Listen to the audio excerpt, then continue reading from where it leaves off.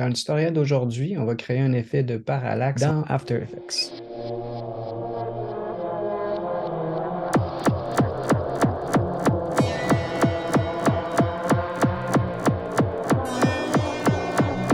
Pour les fichiers sources que j'ai utilisés pour mon projet, d'abord j'ai 3 fichiers Photoshop, des fonds vides et simplement avec quelques coups de pinceau. Ensuite de ça, je suis allé sur le site Pexels et la musique que j'ai utilisée provient du site Free Music Archive et un artiste qui s'appelle Filmy Ghost. Vous voyez ma version finale, on a un mouvement comme ça vers l'avant. Les textures que je vous ai montrées là, dans mes fichiers sources, vous les voyez. On a l'impression qu'on passe à travers de la brume ou des nuages pour enfin arriver à notre titre comme ça. Donc, il y a un mouvement avant. Parfois, on va appeler ça chariot avant ou un déplacement de dolly qui serait un support à roulette là, sur lequel on placerait une caméra puis on avancerait. Donc là, on fait ça avec des caméras virtuelles. Je vais recommencer à zéro avec vous dans une nouvelle composition pour vous montrer toutes les étapes du processus. OK, dans ma nouvelle composition démo, ce que je vais faire d'abord, c'est que je vais placer l'image de la jungle par S pour Scale, puis je vais aller diminuer la taille. Pas besoin de faire les ajustements finaux ici parce que après ça, on va transformer ça en espace 3D, donc il va peut-être avoir d'autres ajustements à faire. Ensuite de ça, je vais rajouter ma piste sonore, mes nuages. Quand j'ai travaillé dans Photoshop, j'ai créé des images qui sont légèrement plus grandes que la composition, de manière à me laisser un petit peu de jeu pour jouer avec la taille au besoin. Une fois que j'ai placé tous les éléments que j'avais besoin dans ma composition, que je vais créer maintenant, c'est mon texte. Je vais essayer d'aller chercher une police de caractère qui est appropriée pour ce que je suis en train de faire. Puis je vais mettre mon texte assez gros. Là, il s'agirait d'un titre pour un film fictif ou quelque chose du genre.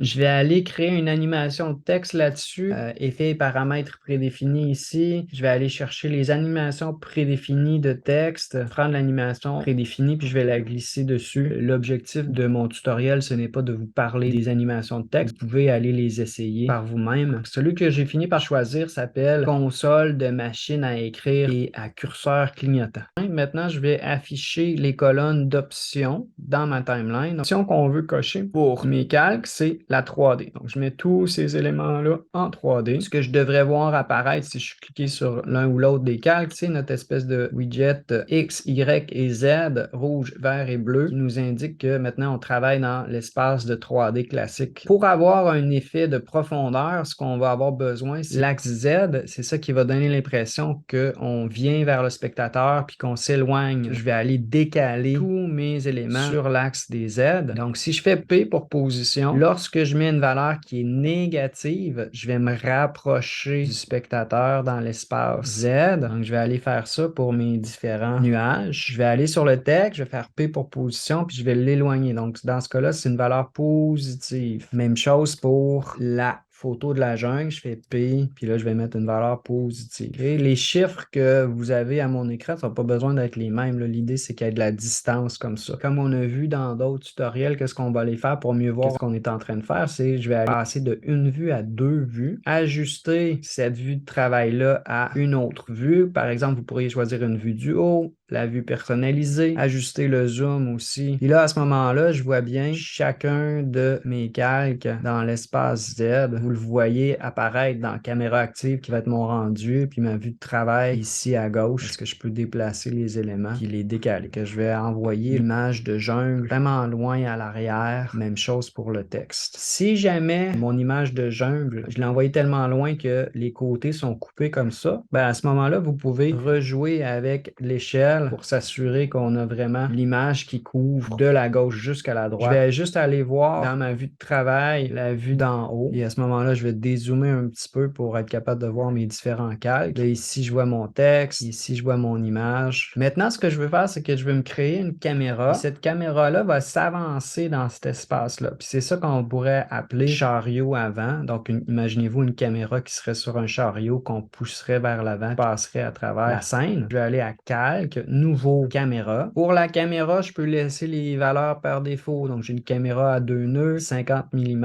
Et le reste des ajustements, on va pouvoir le faire directement dans la timeline. Je vais dire OK pour ça. La caméra, vous pouvez la placer n'importe où dans l'ordre d'empilement, mais juste pour être plus pratique, moi, je vais la placer en haut de la pile. Je vais aller ouvrir pour la caméra son ensemble de transformation, puis je vais mettre des images clés sur position et point ciblé au début de la composition. Après ça, je vais me diriger à la fin de ma composition. Une fois que je suis à la fin, je vais aller chercher mon outil qui s'appelle dans After Effects l'outil Dolly. Ça ressemble à une flèche pointe vers l'avant et l'arrière. Je prends mon outil comme ça, je peux cliquer directement dans la composition puis avancer jusqu'à ce que je me rende à mon texte. En faisant ça, en me déplaçant là, avec mon outil Dolly sur la composition, ce que vous allez remarquer, c'est que ça a créé des images clés à la fin, puis ça a créé une animation. Je vais revenir à une vue. Pour avoir un effet de flou, un effet de profondeur de champ, si les éléments sont dans le champ de vision de la caméra sont plus nets, mais s'ils sont plus proches ou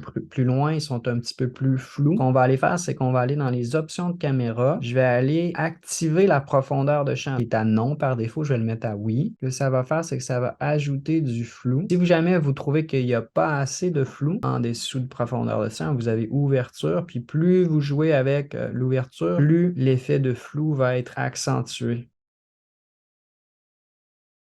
Pour aller plus loin, on va faire un petit peu de finition, rajouter une coupe d'effets. Un effet que j'ai rajouté, moi, dans ma composition, j'ai fait calque nouveau, j'ai créé un solide. Sur ce solide-là, j'ai rajouté un effet dans la catégorie simulation qui s'appelle CC Rainfall. Ça fait une pluie. Je vais grossir un petit peu les gouttes de pluie, des opacités. Puis moi, ce que je veux faire avec ça, c'est que je ne veux pas simuler nécessairement de la pluie, mais je veux juste ajouter une espèce de texture sur mon vidéo. Je l'ai placé sur un solide. Mon solide, il est de couleur foncé. Donc, je vais changer le mode de fusion à un mode de fusion éclairci. À ce moment-là, les pixels noirs vont disparaître, puis il va rester juste les gouttes de pluie. Les lignes sont très nettes. Donc, je vais rajouter un petit peu de flou là-dessus. Le deuxième effet que je vais rajouter sur ma texture de pluie, c'est dans la catégorie netteté, le flou encadré accéléré, qui est un bon flou utilisé dans After Effects. Ça me permet de mettre un rayon de flou, mais ce qui est intéressant aussi, c'est que ça me permet de le mettre soit sur juste horizontal ou vertical.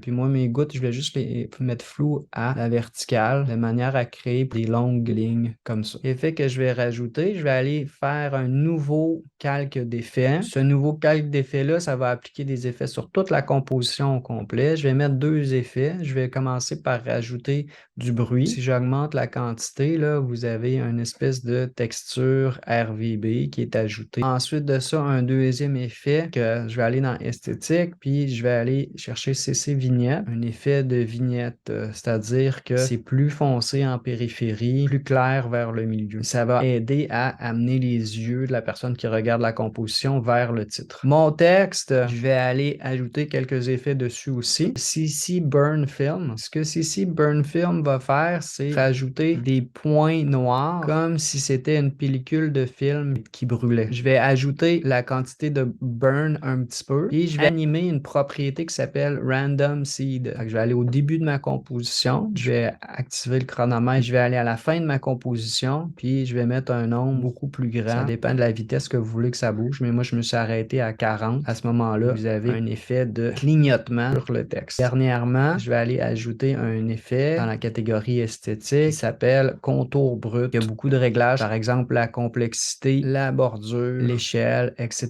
Là, vous pouvez tester les résultats, mais si on regarde de proche, qu'est-ce que ça donne? Un aspect un petit peu plus déchiré. Quelques effets de plus que j'ai rajoutés à ma composition. Bien sûr, il y en a beaucoup d'autres. Vous pouvez même trouver vos propres recettes d'effets et vos propres images. J'ai bien hâte de voir vos résultats. Si vous avez des questions, vous pouvez les écrire dans les commentaires.